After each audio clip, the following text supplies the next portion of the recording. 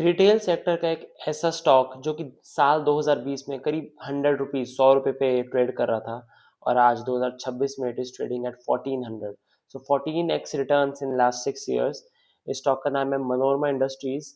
और इस वीडियो में आई डिस्कस मनोरमा इंडस्ट्रीज के Q3 के नंबर्स, उनके आगे केपेक्स प्लान, और ऑल्सो कि अगले 2 से 3 साल में क्या मनोरमा इंडस्ट्रीज ऐसे ग्रो करता रहेगा, ऐसे ही 14x जैसे पिछले 6 साल में रिटर्न्स लाए हैं, ऐसे ही क्या ग्रो करता रहेगा, या फिर अब it's time to exit the stock. So Manorama industries का ना, द जो भी हम पिछले क्वार्टर से ट्रैक कर रहे हैं, तो मैनेजमेंट कह रही थी कि they will grow at this rate, like they will, I think they grow at 70 80 90% के रेट से पिछले 2 3 सालों से।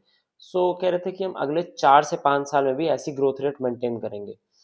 और उन्होंने अभी गाइडेंस भी इंक्रीज करा है, पहले भी करा था, फिर से करा है। सो हमेशा से ना Manorama industries H2 heavy business है, यानी H2 में ज़्यादा ज़्यादा रेवेन्यू आता है कंपनी का। लेकिन एक डाउट था रिगार्डिंग द फ्रैक्शनेशन फैसिलिटी और डी बॉटल नेकिंग, जो भी कंपनी बोल रही थी कि अपनी कैपेसिटी बढ़ाएंगे, और कैसे होगा, मतलब ये सब कैसे होगा Q3 में, Q4 में, और क्या प्लांट बंद करना पड़ेगा, इसके बारे में काफ़ी डाउट था मार्केट में। इसकी वजह से मनोरमा इंडस्ट्रीज का स्टॉक काफ़ी 6 8 महीने से काफ़ी टाइम से स्टक भी है। तो उनके Q3 के नंबर्स आए हैं, एंड सेल्स ग्रू बाय 73%, और प्रॉफिट आफ्टर टैक्स 131% से इंक्रीज किया है। इबिट्टा मार्जिन भी बढ़ा है 26% से 27.5%। और पिछले काफी क्वार्टर से मैं देख रहा हूँ ना, इनका इबिट्टा मार्जिन बढ़ता ही जा रहा है। इवन इतनी अच्छी प्रॉफिटेबिलिटी के साथ भी मार्जिन बढ़ा है। तो जो गाइडेंस है वो फाइनेंशियल ईयर 26 का इनका पहले 1150 यानी 1150 करोड़ का था, और अब 1300 करोड़ का हो गया है। उन्होंने बढ़ा दिया है। और जो पिछले 9 महीने से, जो फाइनेंशियल ईयर 26 के 9 महीने में ना, कंपनी ने 975 करोड़ का रेवेन्यू सेल्स करी है। तो 325 करोड़ की सेल्स रह गई है अपनी गाइडेंस रीच करने में, जो कि आई थिंक कर लेगी कंपनी। इट्स वेरी ज़्यादा ही करेगी 1300 के नंबर से, जो मैं आई एम होपिंग, लाइक मुझे जो लगता है, जो मेरा ओपिनियन है। तो कंपनी का 40,000 MTPA metric tons per annum की कैपेसिटी थी Q2 से पहले Q2 तक। और Q2 के Q2 के कॉन कॉल में कंपनी ने कहा था कि वो डी बॉटल नेकिंग करेंगे, अपनी कैपेसिटी बढ़ाएंगे, ब्राउन फील्ड एक्सपेंशन करेंगे, 30% से उनकी कैपेसिटी बढ़ेगी, तो 12,000 मेट्रिक टन्स पर एनम और ऐड होगा। तो by the end of financial year 26 they will be doing 52,000 metric tons per annum की कैपेसिटी पे ऑपरेट करेंगे। तो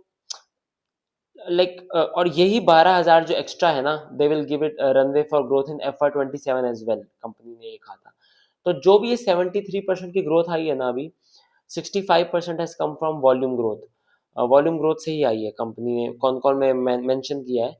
और दिस इज ड्यू टू, क्यों 65% ग्रोथ आई है वॉल्यूम की वजह से, बिकॉज ऑफ फ्रैक्शनेशन फैसिलिटी, जो एक्स्ट्रा कैपेसिटी बढ़ाई है कंपनी ने, उसी की वजह से आ रही है। और फाइनेंशियल ईयर 27 में भी ऐसी ग्रोथ जारी रहेगी एक्स्ट्रा, बिकॉज 12,000 मेट्रिक टन पर एनम और ऐड हुआ है ना कैपेसिटी में, एक्सपेंशन जो करा है कंपनी ने।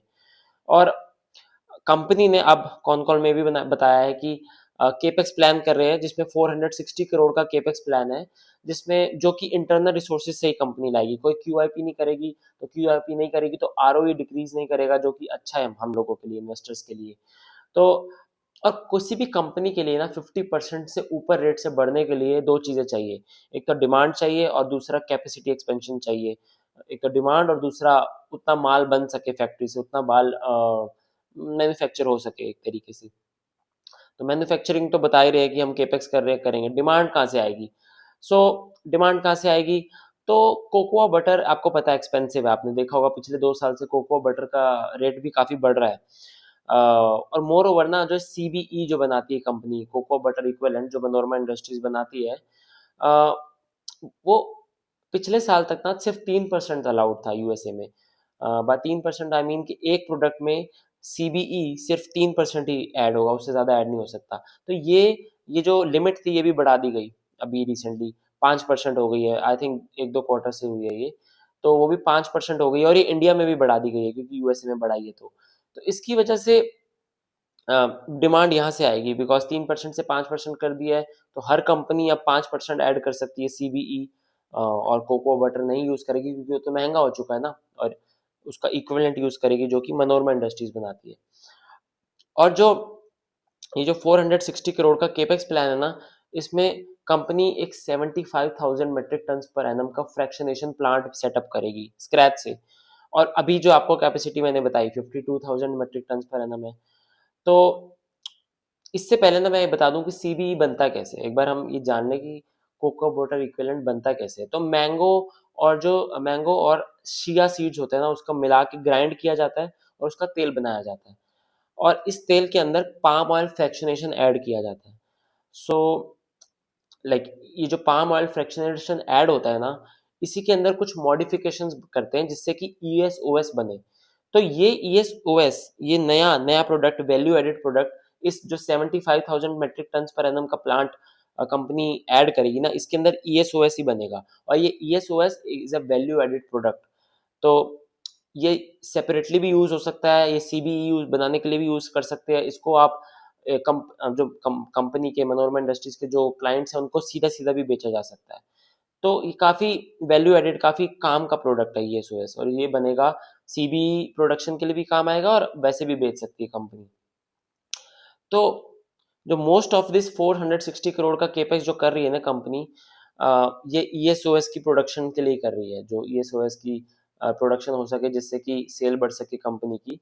और उसी ईएसओएस की यूज करके सीबीई की प्रोडक्शन भी बढ़ेगी ना, क्योंकि ये ईएसओएस सीबीई की प्रोडक्शन में ही यूज होता है। तो पॉजिटिव पार्ट ये है कि वॉल्यूम ग्रोथ आएगा, डिमांड आएगी। डिमांड आ रही है, मैंने आपको बताया, वॉल्यूम ग्रोथ इससे आ जाएगी कि नया प्लांट से। नेगेटिव पार्ट क्या है कि स्क्रैच से बन रहा है, पूरा प्लांट स्क्रैच से बनेगा, नया लैंड लेंगे कंपनी, आई थिंक लैंड ले लिया है, देख लिया लैंड, उसको ऐड करेंगे वहां पे, फैक्ट्री बनाएंगे, तो टाइम लगेगा, 2 से 3 साल कंपनी कह रही है, लेकिन ज्यादा भी लग सकता है। यही नेगेटिव पार्ट है कि कितना टाइम लगे, depending on the approvals, depending on government approvals and all those internal approvals, उस पे भी डिपेंड करता है। तो टाइम तो लगेगा। और भी कुछ अनफोर्सीन सर्कमस्टेंसेस हो जाए जिससे कि और लेट हो जाए, तो कुछ कह नहीं सकते। If I talk about valuation, तो 174 करोड़ करे कंपनी ने 9 मंथ ऑफ FY26 के 9 महीने में 174 करोड़ का प्रॉफिट करा है। मुझे लगता है कि 225 करोड़ पे एंड करेगी कंपनी ये साल को, 2026 फाइनेंशियल ईयर 2026 को। 225 करोड़ के पैट पे अगर मैं वैल्यूएशन निकालूं तो अराउंड 37, 38, 39 का पी कुछ बनता है। तो उसके हिसाब से ग्रोथ 70 है, तो पेग रेशो कितना आ गया, हाफ हाफ से थोड़ा सा ऊपर, 0.5 से थोड़ा सा ऊपर का पेग रेशो आता है। अम, जो कि बहुत अच्छी डील लग रही है मुझे। और मनोरमा सब कुछ डिलीवर भी तो कर रहा है, ग्रोथ भी डिलीवर, जो हमें एज एन इन्वेस्टर क्या चाहिए कि ग्रोथ आए कंपनी में, ऑपरेटिंग लेवरेज मिले, इबिटा मार्जिन बढ़े, जो कंपनी अपने कौन कौन में बोल रही है, गाइडेंस दे रही है वो करे, वो भी कर रही है, गाइडेंस डिलीवर कर रही है। और वैल्यूएशन वाइज भी अट्रैक्टिव लगता है मनोरमा इंडस्ट्रीज। जो ओनली वरी इज दैट कि जो ग्रोथ केपेक्स प्लान से आएगी फाइनेंशियल ईयर 27 के बाद, वो वो कितना टाइम लगेगा उस केपेक्स प्लान को कंप्लीट होने में, वो एक ओनली वरी है। Having said that, Manorama industries, please comment में बताइए कि आपके पास है, कितने वैल्यूएशन में है, और आप जानना चाहते हैं कि क्या आपको ऐड करना चाहिए इस वैल्यूएशन में, तो feel free to join my WhatsApp community, link आपको डिस्क्रिप्शन में मिलेगा, it's free to join. Where I discuss कि इंडिविजुअल इन्वेस्टर को क्या ऐड करना चाहिए किस वैल्यूएशन पे and all that. Having said that, subscribe to the channel and also like and share this video. Thank you.